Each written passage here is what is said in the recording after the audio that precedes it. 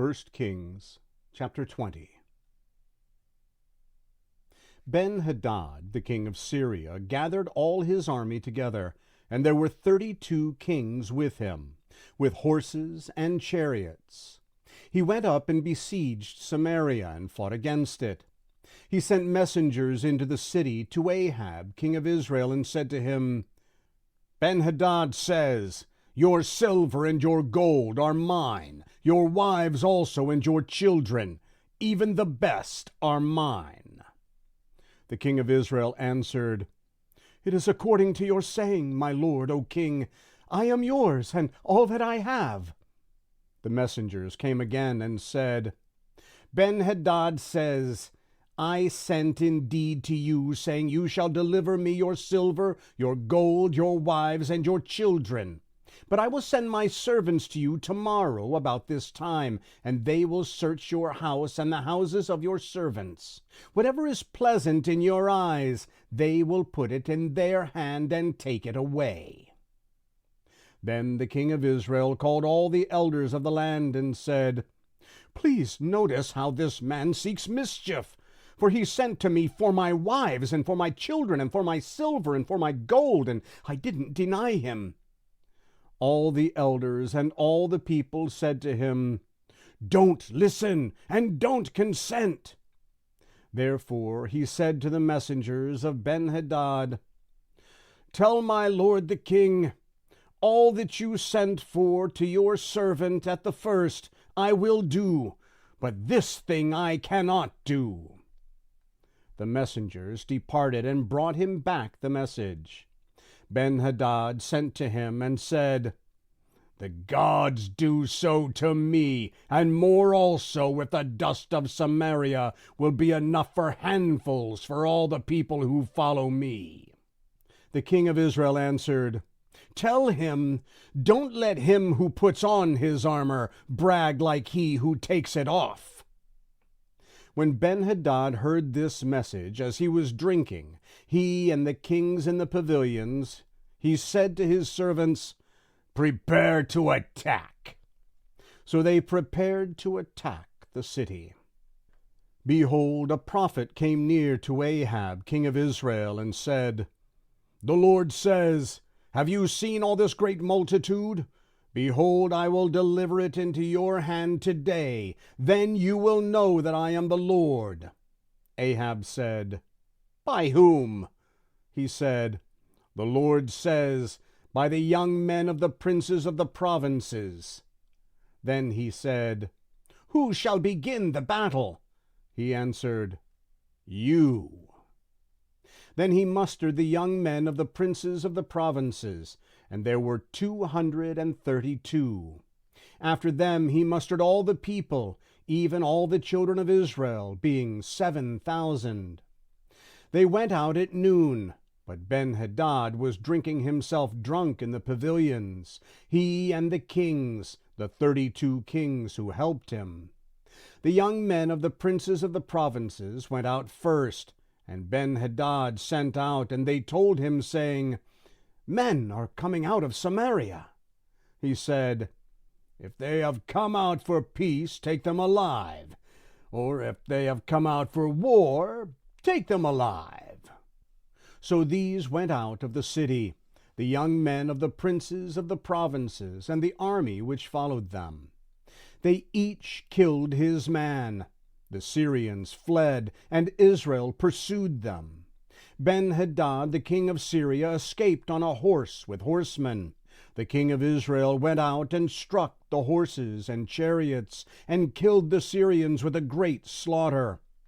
The prophet came near to the king of Israel and said to him, "Go, strengthen yourself and plan what you must do, for at the return of the year the king of Syria will come up against you." The servants of the king of Syria said to him, "Their God is a God of the hills, therefore they were stronger than we. But let's fight against them in the plain, and surely we will be stronger than they. Do this thing. Take the kings away, every man out of his place, and put captains in their place. Muster an army like the army that you have lost, horse for horse, and chariot for chariot. We will fight against them in the plain, and surely we will be stronger than they are." He listened to their voice, and did so. At the return of the year, Ben Hadad mustered the Syrians, and went up to Aphek to fight against Israel. The children of Israel were mustered and given provisions, and went against them. The children of Israel encamped before them like two little flocks of young goats, but the Syrians filled the country. A man of God came near and spoke to the king and said, "The Lord says, because the Syrians have said, 'The Lord is a God of the hills, but he is not a God of the valleys,' therefore I will deliver all this great multitude into your hand, and you shall know that I am the Lord." They encamped opposite each other for 7 days. Then on the 7th day the battle was joined, and the children of Israel killed 100,000 footmen of the Syrians in 1 day. But the rest fled to Aphek into the city, and the wall fell on 27,000 men who were left. Ben Hadad fled and came into the city, into an inner room. His servants said to him, "See now, we have heard that the kings of the house of Israel are merciful kings. Please let us put sackcloth on our bodies and ropes on our heads, and go out to the king of Israel. Maybe he will save your life." So they put sackcloth on their bodies and ropes on their heads, and came to the king of Israel, and said, "Your servant Ben Hadad says, 'Please let me live.'" He said, "Is he still alive? He is my brother." Now the men observed diligently, and hurried to take this phrase. And they said, "Your brother Ben Hadad." Then he said, "Go bring him." Then Ben Hadad came out to him, and he caused him to come up into the chariot.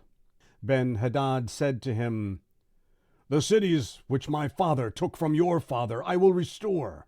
You shall make streets for yourself in Damascus, as my father made in Samaria." "I," said Ahab, "will let you go with this covenant."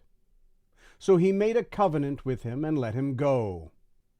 A certain man of the sons of the prophets said to his fellow by the Lord's word, "Please strike me." The man refused to strike him. Then he said to him, "Because you have not obeyed the Lord's voice, behold, as soon as you have departed from me, a lion will kill you." As soon as he had departed from him, a lion found him and killed him. Then he found another man and said, "Please strike me." The man struck him and wounded him. So the prophet departed and waited for the king by the way, and disguised himself with his headband over his eyes. As the king passed by, he cried to the king, and he said, "Your servant went out into the middle of the battle, and behold, a man came over and brought a man to me, and said, 'Guard this man.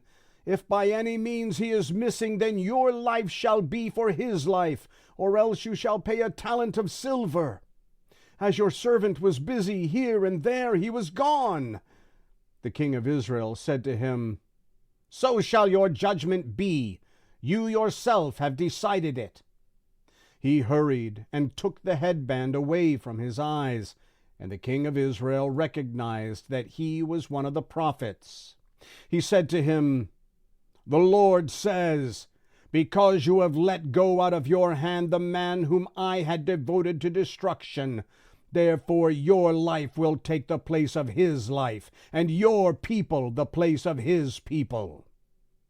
The king of Israel went to his house sullen and angry, and came to Samaria.